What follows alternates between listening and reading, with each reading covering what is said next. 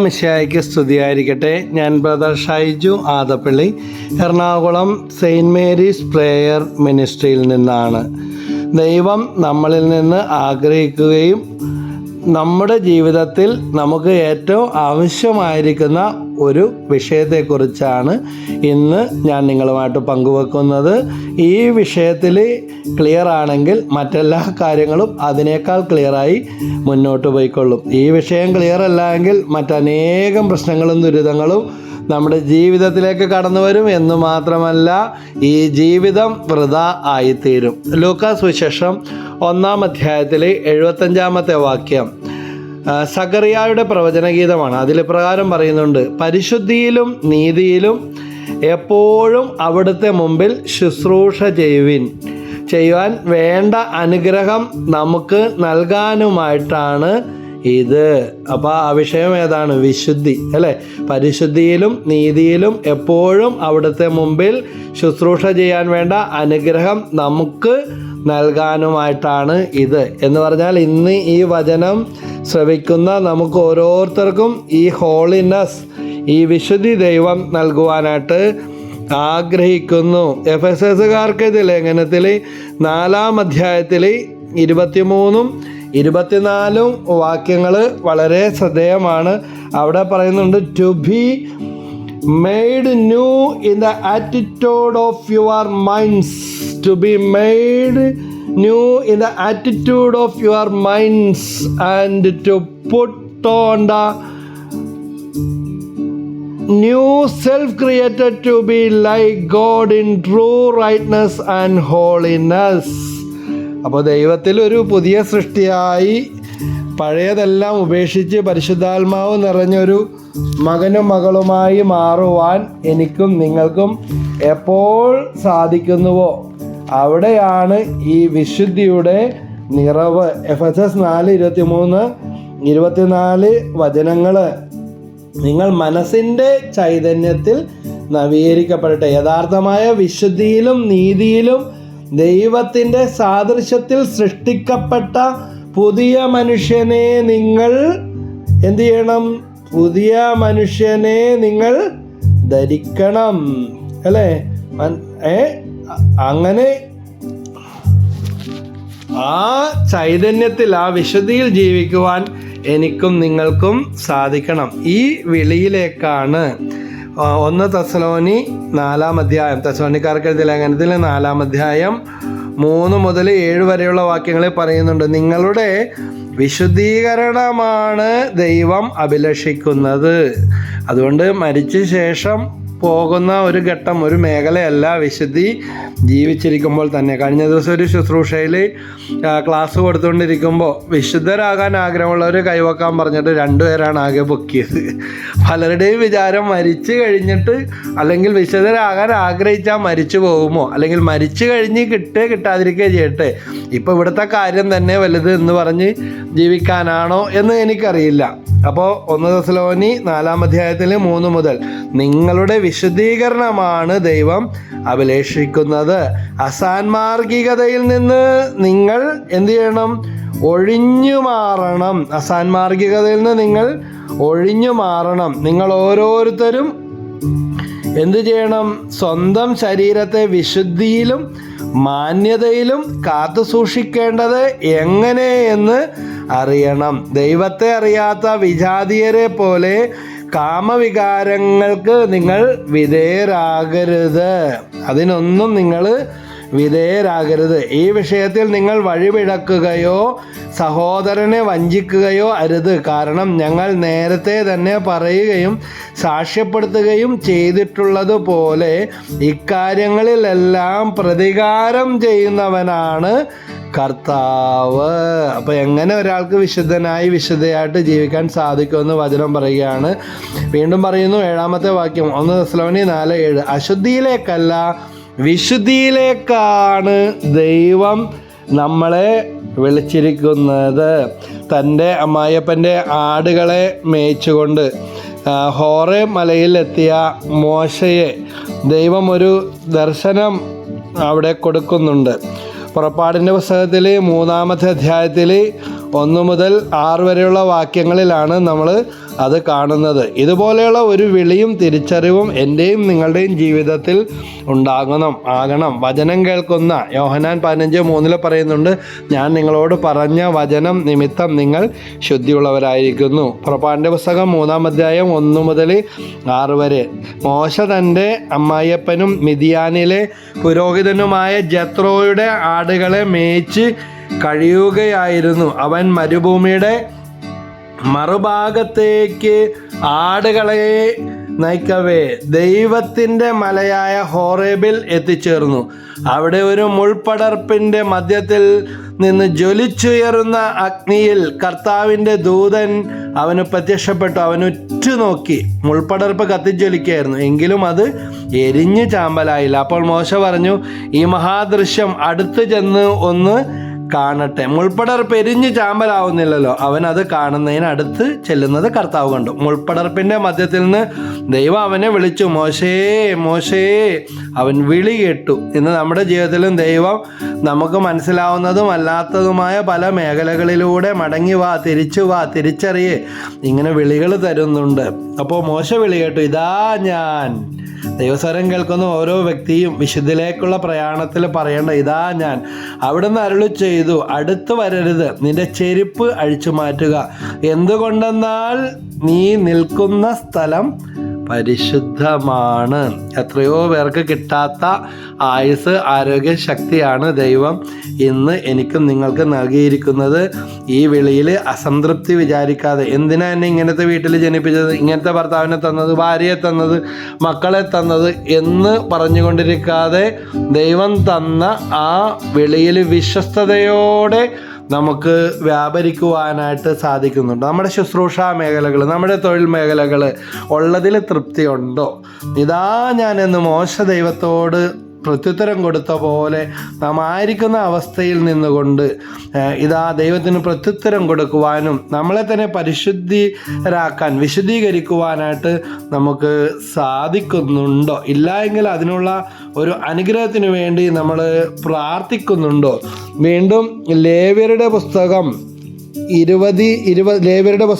20-ാമത്തെ അധ്യായത്തിൽ നമ്മൾ കാണുന്നുണ്ട് 26-ാമത്തെ വാക്യം, എൻ്റെ മുമ്പിൽ നിങ്ങൾ വിശുദ്ധരായിരിക്കുവിൻ, എന്തെന്നാൽ കർത്താവായ ഞാൻ പരിശുദ്ധനാണ്. നിങ്ങൾ എനിക്ക് സ്വന്തമാകേണ്ടതിന് ഞാൻ നിങ്ങളെ മറ്റ് ജനതകളിൽ നിന്ന് വേർതിരിച്ചിരിക്കുന്നു. പരിശുദ്ധനായ ദൈവം എന്നെയും നിങ്ങളെയും ഈ ലോകത്തിൻ്റെ മായാ വലയങ്ങളിൽ നിന്ന് വേർതിരിച്ച് നിർത്താൻ വേണ്ടിയാണ് വിളിച്ചിരിക്കുന്നത്. ഇത് ഒരു സന്യസ്തൻ എന്ന നിലയിൽ, ഒരു സമർപ്പിതൻ എന്ന നിലയിൽ, ഒരാത്മായൻ എന്ന നിലയിൽ ഇങ്ങനെ ഒരു വേർതിരിവ് ജീവിക്കാൻ എനിക്കും നിങ്ങൾക്കും സാധിക്കുന്നുണ്ടോ? അതോ ലോകത്തിൻ്റെ കുത്തൊഴുക്കിലും മായയിലും പെട്ട് മറ്റുള്ളവരുടെ പ്രീതി, അവരെന്ത് വിചാരിക്കും, ഇവരെന്ത് വിചാരിക്കും എന്നുള്ള ഒരു മനോഭാവത്തോടെയാണോ നമ്മൾ മുന്നോട്ട് പോയിക്കൊണ്ടിരിക്കുന്നത്? വീണ്ടും ലേവ്യരുടെ പുസ്തകം 11-ാം അധ്യായത്തിൽ 44-ാമത്തെ വാക്യം, ഞാൻ നിങ്ങളുടെ ദൈവമായ കർത്താവാകുന്നു, നിങ്ങൾ നിങ്ങളെ തന്നെ വിശുദ്ധീകരിക്കുക. വീണ്ടും ആ വാക്ക് തന്നെ പറയുന്നത്, വിശുദ്ധീകരിക്കുകയും പരിശുദ്ധരായിരിക്കുകയും ചെയ്യുവിൻ, കാരണം ഞാൻ പരിശുദ്ധനാകുന്നു. Praise the Lord.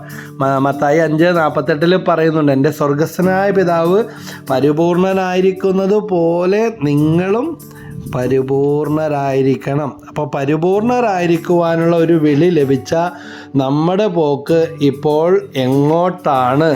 ആ വിളി അനുസരിച്ച് ജീവിക്കുവാൻ നിങ്ങൾക്ക് സാധിക്കുന്നുണ്ടോ? ഫിലിപ്പിയർക്ക് എഴുതിയ ലേഖനത്തിൽ 2-ാമത്തെ അധ്യായത്തിൽ 5-ാമത്തെ വാക്യത്തിൽ പറയുന്നുണ്ട്, യേശുക്രിസ്തുവിനുണ്ടായിരുന്ന ഈ മനോഭാവം നിങ്ങളിലും ഉണ്ടാകട്ടെ. യേശുക്രിസ്തുവിനുണ്ടായിരുന്ന മനോഭാവമാണോ, അല്ലെങ്കിൽ സ്വന്തം അഹങ്കാരവും താൻപോരിമയുമാണോ നമ്മുടെ ജീവിതത്തിൽ ഉള്ളത്? യേശുക്രിസ്തുവിനുണ്ടായിരുന്ന മനോഭാവം എന്താണ്? വിശുദ്ധിയിൽ അവിടുന്ന് ജീവിച്ചു, അല്ലേ? തിമോത്തിയോസിന് വിശുദ്ധ പൗലോസ് എഴുതിയ ലേഖനത്തിൽ 2-ാമത്തെ അധ്യായത്തിൽ 2-ാമത്തെ വാക്യം, 1 തിമോത്തി 2:2 എല്ലാ ഭക്തിയിലും വിശുദ്ധിയിലും ശാന്തവും സമാധാനപൂർണവുമായ ജീവിതം നയിക്കാൻ നമുക്ക് ഇടയാക്കത്തക്ക വിധം, വളരെ ശ്രദ്ധിക്കേണ്ട വാക്കാണ്, വിശുദ്ധിയിലും ശാന്തവും സമാധാന ജീവിതം നയിക്കാൻ നമുക്കിടയാക്കത്തക്ക വിധം രാജാക്കന്മാർക്കും ഉന്നത സ്ഥാനീയർക്കും വേണ്ടി ഇപ്രകാരം ചെയ്യേണ്ടതാണ്. അതായത് എങ്ങനെ പ്രാർത്ഥിക്കണമെന്ന് കാണിച്ചു തരികയാണ്. വിശുദ്ധിയിൽ നിന്നുകൊണ്ട് പ്രാർത്ഥിച്ചാൽ മാത്രമേ പ്രാർത്ഥന സ്വീകാര്യമാവുകയുള്ളൂ എന്ന് പൗലോസ്ലീഹയിലൂടെ പരിശുദ്ധാത്മാവ് നമുക്ക് വ്യക്തമാക്കി തരികയാണ്. വിശുദ്ധിയിൽ നിന്നുകൊണ്ട് പ്രാർത്ഥിക്കുവാൻ നിങ്ങൾക്ക് സാധിക്കും. ഹെബ്രായർ 12:14 ഞാൻ എപ്പോഴും പറയാറുള്ള ഒരു വചനം, എല്ലാവരോടും സമാധാനത്തിൽ വർദ്ധിച്ച് വിശുദ്ധിക്ക് വേണ്ടി പരിശ്രമിക്കുവിൻ. വിശുദ്ധി കൂടാതെ ആർക്കും കർത്താവിനെ ദർശിക്കാൻ സാധിക്കുകയില്ല. പ്രാർത്ഥിച്ചാൽ പ്രാർത്ഥനയും കേൾക്കപ്പെടത്തില്ല. ഇതാ ഒരു സ്വസ്ഥതയില്ല, ഒരു സമാധാനമില്ല. കാരണം ഇത് ദൈവകൃപ നഷ്ടപ്പെടുത്തുന്ന ഒരു കാര്യമാണ്. വിശുദ്ധിയിൽ ജീവിച്ചില്ല എങ്കിൽ ദൈവകൃപ നഷ്ടപ്പെടും. 1 പത്രോസ് 1:15 പറയുന്നുണ്ട്, നിങ്ങളെ വിളിച്ചവൻ പരിശുദ്ധനായിരിക്കുന്നത് പോലെ എല്ലാ പ്രവൃത്തികളിലും നിങ്ങളും പരിശുദ്ധരായിരിക്കുവിൻ. എന്നെ കേട്ടുകൊണ്ടിരിക്കുന്ന ഓരോ വ്യക്തിയും വിശുദ്ധിക്ക് വേണ്ടി ദാഹിച്ചു പ്രാർത്ഥിക്കുക. അപ്പോൾ പടിപടിയായി ഉണ്ടായിക്കൊണ്ടിരിക്കുന്ന തകർച്ചകൾ, കാരണം പിടികിട്ടാത്ത തരത്തിലുള്ള കുഴഞ്ഞു മറിഞ്ഞ അവസ്ഥകൾ, പ്രാർത്ഥന കേൾക്കുന്നില്ല എന്ന തോന്നൽ, ആത്മീയതയിൽ വളരാൻ പറ്റാത്ത അവസ്ഥകളെല്ലാം മാറിപ്പോവും. പിന്തുടരുന്ന ശാപക്കെട്ടുകളെല്ലാം അഴിയും. വിശുദ്ധിയിൽ നിന്ന് വിളിച്ചാൽ, പ്രാർത്ഥിച്ചാൽ ദൈവം വെളിപ്പുറത്ത് വരും. മറിച്ച് നിങ്ങളെ വിളിച്ചവൻ പരിശുദ്ധനായിരിക്കുന്നത് പോലെ എല്ലാ പ്രവൃത്തികളിലും. പ്രാർത്ഥിക്കുമ്പോൾ മാത്രമല്ല, എന്നാളൊരു പോലീസ് ഉദ്യോഗസ്ഥൻ പറഞ്ഞ പോലെ പ്രാർത്ഥനയും എല്ലാം കൂടെ ഈ ഒരു വഴിക്ക്. ഈ ഒരാൾക്ക് എങ്ങനെ ഇങ്ങനെ ഒരു തെറ്റുകുറ്റങ്ങളിൽ പെടാൻ സാധിക്കുന്നു എന്ന് പറയുമ്പോൾ അദ്ദേഹം പറഞ്ഞ കാര്യം ഇത്, ഒരു ബന്ധമില്ലാത്ത പ്രാർത്ഥനയും ആത്മീയ ജീവിതവും.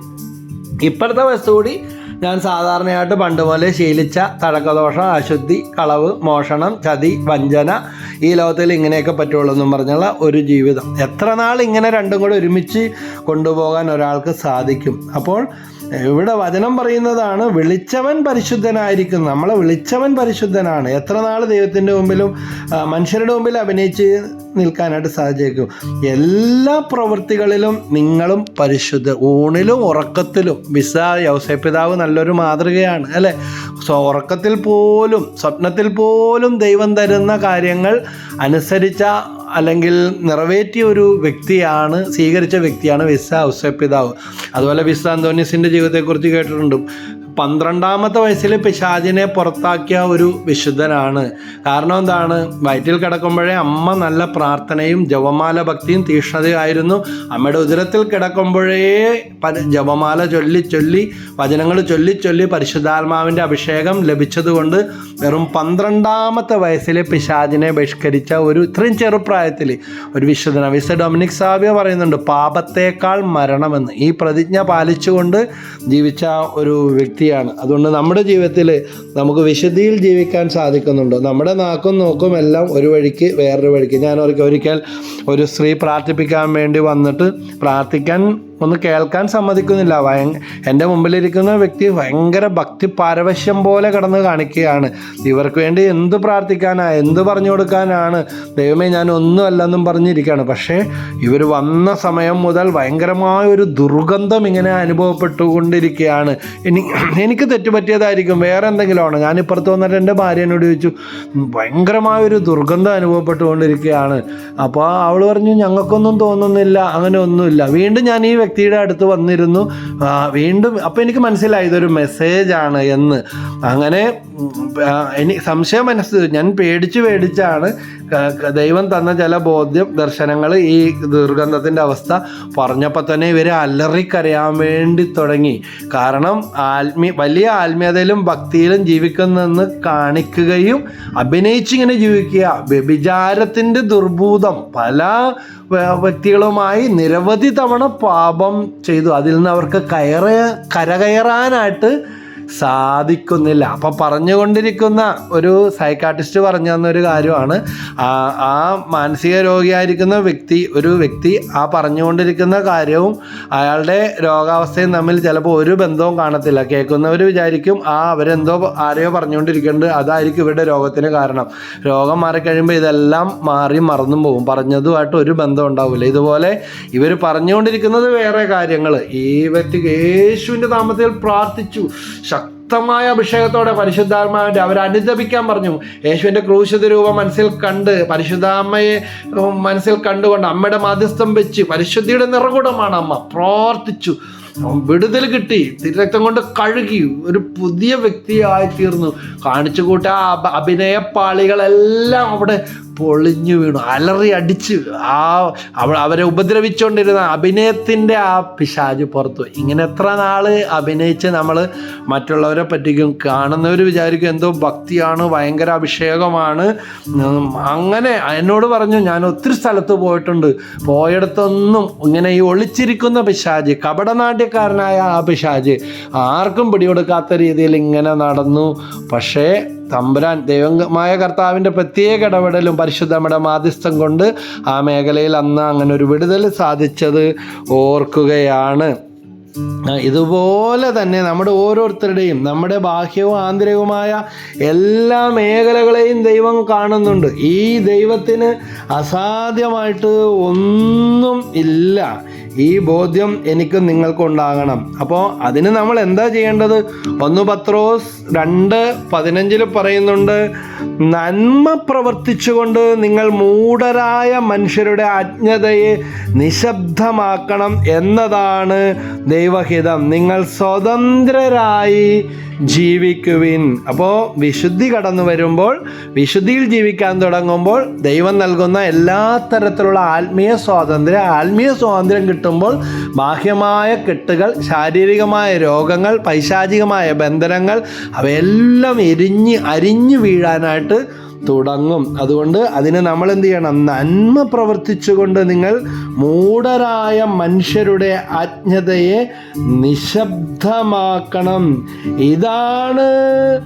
എന്നതാണ് ദൈവഹിതം. നിങ്ങൾ സ്വതന്ത്രരായി ജീവിക്കുവിനെന്ന് വചനം പറയുകയാണ്. അങ്ങനൊരു ജീവിതം ജീവിക്കാൻ എനിക്കും നിങ്ങൾക്കും സാധിക്കുന്നുണ്ടോ? ഈ സ്വാതന്ത്ര്യത്തിലേക്കാണ് ദൈവം എന്നെയും നിങ്ങളെയും വിളിച്ചിരിക്കുന്നത്.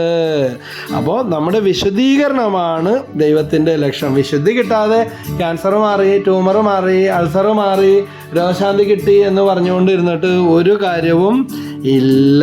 എല്ലാം വിശുദ്ധിയിലും ഭക്തിയിലും ചെയ്യുവാനായിട്ട് സാധിക്കണം. അതുകൊണ്ടാണ് ജ്ഞാനത്തിൻ്റെ പുസ്തകം 6-ാം അധ്യായത്തിൽ 10-ാമത്തെ വാക്യത്തിൽ പറയുന്നുണ്ട്, വിശുദ്ധമായവ വിശുദ്ധിയോടെ ചെയ്യുന്നവർ വിശുദ്ധരാകും, അവ അഭ്യസിക്കുന്നവർ രക്ഷ കണ്ടെത്തും. ഒരു സർക്കസ് അഭ്യാസി അല്ലെങ്കിൽ ഒരു ജിംനാസ്റ്റിക് അല്ലെങ്കിൽ ഒരു കായിക താരം എത്രയോ തവണ പരിശീലനം നടത്തിയത് കൊണ്ടാണ് നല്ലൊരു അത്ലറ്റിക് ആകാൻ, നല്ലൊരു താരമാകാൻ അവർക്ക് സാധിക്കുന്നത്. ഇതുപോലെ ആത്മീയ ജീവിതത്തിലും നമുക്കിഷ്ടപ്പെട്ട അല്ലെങ്കിൽ ലോകത്തിൻ്റെതായ പല മായകളും, തെറ്റായ കൂട്ടുകെട്ടുകൾ, തെറ്റായ ബന്ധങ്ങൾ, തെറ്റായ കാഴ്ചകൾ, തെറ്റായ വർത്തമാനങ്ങൾ അവയെല്ലാം ഉപേക്ഷിക്കുവാനായിട്ട് തയ്യാറാകണം. ഇതിന് വിക്ടർ ഫ്രാങ്ക്ലിൻ എന്ന് പറഞ്ഞൊരു മനഃശാസ്ത്രജ്ഞൻ പറയുകയാണ്, കുമ്പസാരത്തെക്കുറിച്ചാണ്. മാനസിക രോഗം പോലും സുഖപ്പെടുത്തുന്നതായിട്ട് അദ്ദേഹം കണ്ടിട്ടുണ്ട് എന്ന്, നല്ല കുമ്പസാരം നടത്തിയ വ്യക്തിയിലൂടെ. എനിക്ക് നേരിട്ട് അങ്ങനെയുള്ള കേസുകൾ ഞാൻ ഓർക്കണം. ഒരു ചെറുപ്പക്കാരൻ ഇനി ആർക്കും തന്നെ രക്ഷിക്കാനാവത്തില്ല, കല്യാണം പോലും വേണ്ടെന്ന് വെച്ചിരിക്കുന്ന അവസ്ഥകൾ. പക്ഷേ അദ്ദേഹത്തെ കൗൺസിലിംഗ് ഒക്കെ ചെയ്ത് ഒരുക്കി ഒരു വട്ടമല്ല പലവട്ടം നല്ല കുമ്പസാരമൊക്കെ നടത്തി കുർബാന സ്വീകരിച്ചു, മുടങ്ങാതെ വിശുദ്ധ കുർബാനയിൽ പങ്കെടുത്തു, കൂട്ടായ്മയിൽ വന്ന് ഹൃദയം തുറന്ന് ശക്തിയോട് സ്തുതിച്ച് കരഞ്ഞു. എന്നോട് ചിലരൊക്കെ ചോദിച്ചു, ആ ആളെന്താ ഭയങ്കര കരച്ചിലാണല്ലോ, ഭയങ്കര സ്തുതിപ്പാണല്ലോ എന്ന് പറയും. പക്ഷേ നല്ല കള്ളൻ്റെ കഥ ബൈബിളിൽ പറയുന്ന പോലെ കട്ടുകെട്ട് സ്വർഗവും കൂടെ അവസാനം കട്ടെടുത്തു എന്ന് പറഞ്ഞ പോലെ വളരെ പാപബന്ധനങ്ങൾ കുഞ്ഞുനാൾ പോലെ ഒത്തിരി അശുദ്ധിയിൽ വീണ ആ വ്യക്തി ഇപ്രകാരമുള്ളൊരു ജീവിതം വഴി അദ്ദേഹത്തിൻ്റെ ജീവിതം പൊളിച്ചു മാറ്റുന്നത് പോലെ നല്ല വ്യത്യാസങ്ങൾ വന്നു. ഇന്ന് കല്യാണമൊക്കെ കഴിഞ്ഞ് കുഞ്ഞുങ്ങളൊക്കെ ആയി നല്ല സന്തോഷത്തോടെ ജീവിച്ചു കൊണ്ടിരിക്കുകയാണ്. അതുകൊണ്ട് നമ്മൾ ഉപദ്രവിച്ചുകൊണ്ടിരിക്കുന്ന, ശല്യപ്പെടുത്തിക്കൊണ്ടിരിക്കുന്ന പൈശാചിക പീഡകൾ എത്ര ശ്രമിച്ചിട്ടും പ്രാർത്ഥിച്ചിട്ടും എഴുതിയിട്ടും പരാജയപ്പെടുത്തിക്കൊണ്ടിരിക്കുന്ന ചില കെട്ടുകൾ, നല്ല കാര്യങ്ങളൊന്നും നമ്മുടെ അടുത്തേക്ക് വരുന്നില്ല, നല്ലതാണെന്ന് കാണാൻ പറ്റുന്നില്ല. അപ്പോൾ ഹോളിനെസ് ഇല്ലാത്ത ആ ഒരവസ്ഥ, എന്ത് നന്മ കിട്ടിയാലും ചിലരൊക്കെ ഇങ്ങനെയാണ്, എന്ത് നല്ലത് കിട്ടിയാലും അതിൽ കാഞ്ഞിരം കഴിക്കുന്നത് പോലെ കുറ്റം പറയും, തൃപ്തിയില്ല. പക്ഷേ ദൈവത്തിൻ്റെ പരിശുദ്ധാത്മാവ് തൊട്ട് കഴിയുമ്പോൾ ആ മേഖലയിലെല്ലാം അത്ഭുതകരമായിട്ട് മാറ്റം ഉണ്ടാകും. അപ്പോൾ നമ്മളെക്കുറിച്ചുള്ള ദൈവഹിതം എന്താണ്? ഇതാ വിശുദ്ധിയിൽ ജീവിക്കുക എന്നുള്ളതാണ്. എത്ര വയസ്സുവരെ ജീവിച്ചു എന്നുള്ളതിലല്ല, എപ്രകാരം ജീവിച്ചു എന്നുള്ളതാണ്. റോമാലേഖനത്തിൽ 12-ാം അധ്യായത്തിൽ ഇങ്ങനെ പറയുകയാണ്, 1-2 വാക്യം. ആകയാൽ സഹോദരരെ, ദൈവത്തിൻ്റെ കാരുണ്യം അനുസ്മരിച്ചുകൊണ്ട് ഞാൻ നിങ്ങളോട് അപേക്ഷിക്കുന്നു, നിങ്ങളുടെ ശരീരങ്ങളെ വിശുദ്ധവും ദൈവത്തിന് പ്രീതികരവുമായ സജീവ ബലിയായിട്ട് സമർപ്പിക്കുവിൻ. അപ്പോൾ എപ്രകാരമാണ് വിശുദ്ധമായിട്ട് ജീവിക്കാൻ സാധിക്കുന്നത്? ഇന്ദ്രിയങ്ങളുടെ, ജഡിക സുഖങ്ങളുടെ, ലോകമായകളുടെ പിന്നാലെ പരക്കം പാഞ്ഞ് ജീവിക്കാനല്ല. എന്തു ചെയ്യണം? നിങ്ങളുടെ ശരീരങ്ങളെ വിശുദ്ധവും ദൈവത്തിന് പ്രീതികരമായ സജീവ ബലിയായി സമർപ്പിക്കും. ഇതായിരിക്കണം നിങ്ങളുടെ യഥാർത്ഥമായ ആരാധന. വിശുദ്ധിയിൽ ജീവിക്കുന്നതാണ് ദൈവം നമ്മളിൽ നിന്ന് അഭിലഷിക്കുന്ന ആരാധന. എന്നിട്ട് പറയുകയാണ്, നിങ്ങൾ ഈ ലോകത്തിന് അനുരൂപരാകരുത്, പ്രത്യുത നിങ്ങളുടെ മനസ്സിൻ്റെ നവീകരണം വഴി രൂപാന്തരപ്പെടുവിൻ. ദൈവഹിതം എന്തെന്നും നല്ലതും പ്രീതിജനകവും പരിപൂർണവുമായത് എന്തെന്നും വിവേചിച്ചറിയാൻ അപ്പോൾ നിങ്ങൾക്ക് സാധിക്കും. ഇല്ലെങ്കിൽ ഇതൊന്നും മനസ്സിലാകത്തില്ല. എന്ത് കണ്ടാലും എന്ത് കേട്ടാലും അത് ഉൾക്കൊള്ളാനായിട്ട് സാധിക്കത്തില്ല. 1 കൊരിന്ത്യർ 1:18 പറയുകയാണ്, നാശത്തിലൂടെ ചരിക്കുന്നവർക്ക് കുരിശിൻ്റെ വചനം ഭോഷത്വമായിട്ട് തോന്നും, വേറെ പണിയില്ല, പ്രാർത്ഥനക്കാരൻ വന്നേക്കണ് എന്ന് പറയും അല്ലേ. അപ്പോൾ ഈ ഒരു തിരിച്ചറിവ് എനിക്കും നിങ്ങൾക്കുണ്ടാകണം. ഇതിന് വിശുദ്ധി വേണം. 1 കൊരിന്ത്യർ 3-ാം അധ്യായം 16-17 വാക്യത്തിൽ പറയുകയാണ്, നിങ്ങൾ ദൈവത്തിൻ്റെ ആലയമാണെന്നും ദൈവാത്മാവ് നിങ്ങളിൽ വസിക്കുന്നുവെന്നും നിങ്ങൾ അറിയുന്നില്ലേ? പലർക്കും ഈ അറിവില്ലേ, അല്ലെങ്കിൽ അറിവില്ലാത്തത്. ഇങ്ങനെ പറയും, അറിവില്ലാത്തവനെ പഠിപ്പിക്കാൻ പറ്റും, പക്ഷെ അറിവുള്ളവനെ പഠിപ്പിക്കാനായിട്ട് പറ്റത്തില്ല. ഉറങ്ങുന്നവനെ എഴുന്നേൽപ്പിക്കാൻ പറ്റും, ഉറക്കം നടിക്കുന്നവനെ എഴുന്നേൽപ്പിക്കാൻ ഭയങ്കര പാടാണെന്ന് പറയും. അതുകൊണ്ട് 1 കൊരിന്ത്യർ 4:20 പറയുകയാണ്, ദൈവരാജ്യം വാക്കുകളിലല്ല, ദൈവത്തിൻ്റെ ശക്തിയിലാണ്. അപ്പോൾ വീണ്ടും പറയുകയാണ് 1 കൊരിന്ത്യർ 3:17 ദൈവത്തിൻ്റെ ആലയം നശിപ്പിക്കുന്നവനെ ദൈവവും നശിപ്പിക്കും. എന്നാൽ ദൈവത്തിൻ്റെ ആലയം പരിശുദ്ധമാണ്, ആ ആലയം നമ്മൾ തന്നെ. അതുകൊണ്ടാണ് 1 കൊരിന്ത്യർ 6:9 മുതൽ അനീതി പ്രവർത്തിക്കുന്നവർ ദൈവരാജ്യം അവകാശിക്കുകയില്ല. വേറെ പലതൊക്കെ കിട്ടിയേക്കും നടന്നേക്കുമായിരിക്കും എന്ന് നിങ്ങൾ അറിയുന്നില്ല. നിങ്ങൾ വഞ്ചിതരാകരുത്. 1 കൊരിന്ത്യർ 6:9 മുതൽ അസാൻമാർഗികൾ, വിഗ്രഹാരാധകർ, വ്യഭിചാരികൾ, സ്വവർഗഭോഗികൾ, കള്ളന്മാര്, അത്യാഗ്രഹികള്, മദ്യപന്മാര്, പരദൂഷകര്, കവർച്ചക്കാര് ദൈവരാജ്യം അവകാശമാക്കുകയില്ല. തീർത്ത് പൗലോസ്ലീഹ പറഞ്ഞിരിക്കുകയാണ്. അതുകൊണ്ട് ദൈവദത്തമായ പരിശുദ്ധാത്മാവിൻ്റെ ആലയമായ നമ്മുടെ ശരീരങ്ങളെ വിശുദ്ധമായിട്ട് കാത്തു സൂക്ഷിക്കാൻ നമുക്ക് സാധിക്കുന്നുണ്ടോ? 1 കൊരിന്ത്യർ 6:18-19 പറയുന്നുണ്ട്, വ്യഭിചാരത്തിൽ നിന്ന് ഓടി അകലുവിൻ. മനുഷ്യൻ ചെയ്യുന്ന മറ്റു പാപങ്ങളെല്ലാം ശരീരത്തിന് വെളിയിലാണ്. വ്യഭിചാരം ചെയ്യുന്നവനാകട്ടെ സ്വന്തം ശരീരത്തിനെതിരായി പാപം ചെയ്യുന്നു. അപ്പോൾ വിശുദ്ധിയിൽ ജീവിക്കുക എന്നുള്ളതാണ് പരമപ്രധാനമായ കാര്യം. നിങ്ങളിൽ വസിക്കുന്ന ദൈവദത്തമായ പരിശുദ്ധാത്മാവിൻ്റെ ആലയമാണ് നിങ്ങളുടെ ശരീരമെന്ന് നിങ്ങൾക്ക് അറിഞ്ഞുകൂടെ. 1 കൊരിന്ത്യർ 6:18-19 അപ്പോൾ ഈ ബോധ്യം നമുക്കുണ്ടോ? പരിശുദ്ധാത്മാവിൻ്റെ ആലയമാണ് ഞാനും നിങ്ങളും. ഇത്രയും നാൾ ഈ ബോധ്യം ഇല്ലാതെയാണോ ജീവിച്ചത്? അത് ഉണ്ടായിട്ടും അതില്ലാത്തവരെ പോലെ അഭിനയിച്ച് ജീവിക്കണോ? അവരത് ചെയ്തു, ഇവരിത് ചെയ്തു, അവരങ്ങനെ ചെയ്യുമെന്ന് പറഞ്ഞിട്ടുണ്ട്, കാണിച്ചു തരാമെന്ന് പറഞ്ഞിട്ടുണ്ട്, കൂടോത്രം ചെയ്യാൻ പോയി, ഇങ്ങനെയൊക്കെ പറഞ്ഞ് നശിപ്പിച്ച് കളയുമെന്ന് പറഞ്ഞ് ഇതെല്ലാം തലയിൽ കയറ്റി ജീവിക്കുകയാണോ?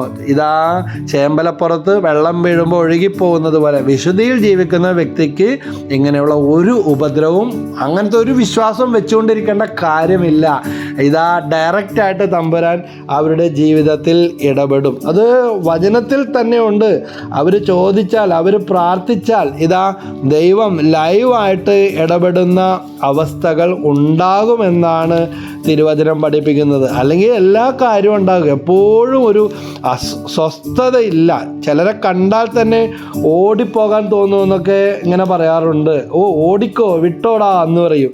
കാരണം എന്താ? ഒന്നിലും തൃപ്തിയില്ല, ഒരു സ്വസ്ഥതയും ഇല്ലാത്ത അവസ്ഥ. അപ്പം ഈ അങ്ങനെയുള്ള അവസ്ഥകളെല്ലാം മാറ്റുവാനുള്ള ഒരു വിളിയാണ് എനിക്കും നിങ്ങൾക്കും ലഭിച്ചിരിക്കുന്നത്.